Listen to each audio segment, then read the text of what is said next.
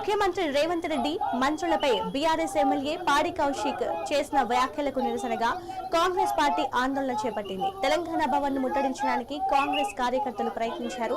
పెద్ద ఎత్తున నిరసన కార్యక్రమం చేపట్టిన కార్యకర్తలు తెలంగాణ భవన్ లోకి దూసుకెళ్లడానికి ప్రయత్నించారు. ఇక దీనిపైన మరింత సమాచారం మా కరెస్పాండెంట్ జగన్ అందిస్తారు. జగన్ చెప్పండి, అక్కడ అప్డేట్స్ ఏంటి?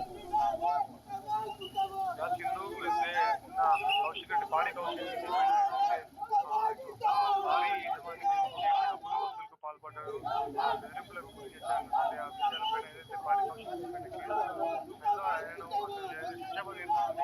డైరెక్ట్ గా నమ్మకుండా తరలించారు. అక్కడ తర్వాత ఆయన కోర్టు నుంచి ఇటు బెయిల్ తీసుకొని రిలీజ్ అయిన తర్వాత నిర్వహించినటువంటి మీడియా సమావేశంలో ఇటు కాంగ్రెస్ పైన ఇటు కాంగ్రెస్ ప్రభుత్వం పైన ముఖ్యమంత్రి రేవంత్ రెడ్డి పైన మంత్రులు పైన కూడా తీవ్రమైనటువంటి వ్యాఖ్యలు చేశారంటూ ఏదైతే కాంగ్రెస్ కు సంబంధించినటువంటి కార్యకర్తలంతా కూడా ఇటు కౌశిక్ రెడ్డిని వెంటనే కౌశిక్ రెడ్డికి క్షమాపణ చెప్పాలి, లేదంటే కఠినమైనటువంటి చర్యలు తీసుకుంటాము.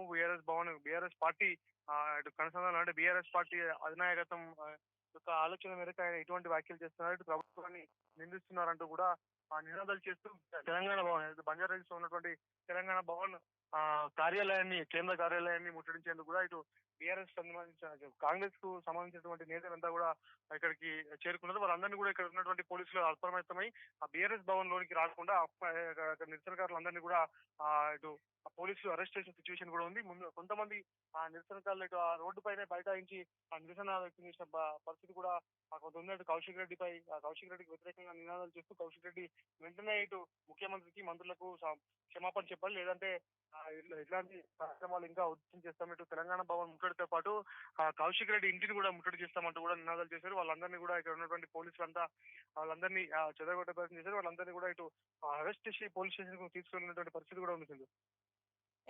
జగన్, ఇక్కడ కౌశిక్ రెడ్డి ఏదైనా ఆధారాలతో పాటే ఇలాంటి హాట్ కామెంట్స్ చేశారా, లేదంటే ఊరికనే ఏదో ఊహాజనితంగానే చెప్పారనుకోవచ్చా?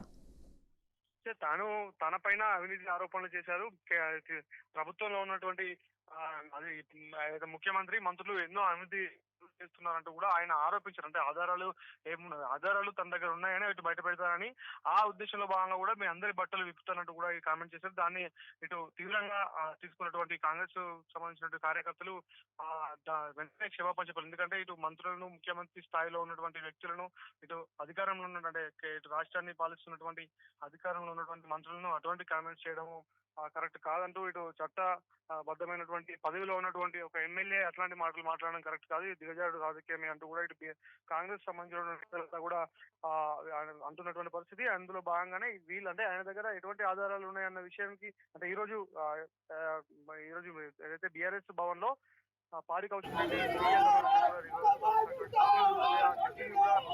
ఏదైతే ఈ నిరసనల నేపథ్యంలో ఇక్కడ కాంగ్రెస్ సంబంధించిన నేతలంతా కూడా నేపథ్యంలో ఇంకా తీవ్రమైనటువంటి తీసుకుంటున్నటువంటి కారణంతో ఏదైతే మీడియా సమావేశాన్ని కూడా క్యాన్సిల్ చేసినటువంటి ఆయన ఈ రోజు మధ్యాహ్నం 1 గంటల సమయంలో ఇక్కడ బీఆర్ఎస్ భవన్ లో ఇదే విషయమైన మీడియా సమావేశం కూడా ఏర్పాటు చేస్తున్నట్టు కూడా ప్రకటించాడు. ఏదైతే బీఆర్ఎస్ కాంగ్రెస్ సంబంధించినటువంటి నేతలు బీఆర్ఎస్ భవన్ కి ముట్టడికి పిలుపునివ్వడంతో మీడియా సమావేశాన్ని కూడా క్యాన్సిల్ చేశారు. అంటే ఎటువంటి ఆధారాలు ఉన్నాయన్న విషయాన్ని తన దగ్గర ఉన్నటువంటి ఆధారాన్ని బయట పెడతారంటూ కూడా ఇటు కౌశిక్ రెడ్డి వ్యాఖ్యలు చేశారు. అందుకు కొంత తీవ్రమైనటువంటి వ్యాఖ్యలు చేశారు. దీని వల్లనే కాంగ్రెస్ పార్టీకి సంబంధించిన నాయకుల యొక్క మనోభావం కూడా బీఆర్ఎస్ భవన్ ముట్టడికి వాళ్ళందరినీ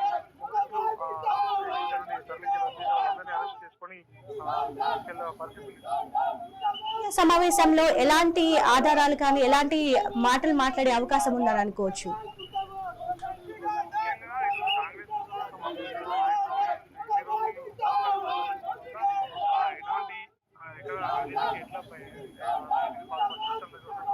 కొన్ని ఆధారాలు దగ్గర ఉన్నాయంటే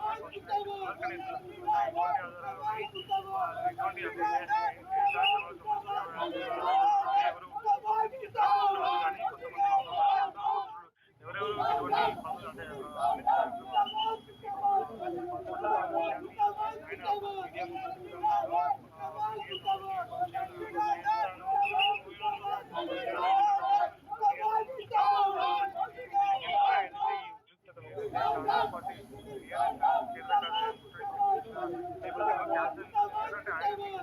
పరిశీలిస్తే చూడబడుతుంది ఇటువంటి ఆధారాలు ఉన్నాయనే విషయం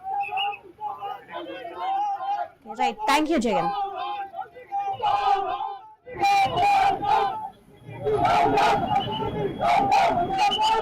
Thank you.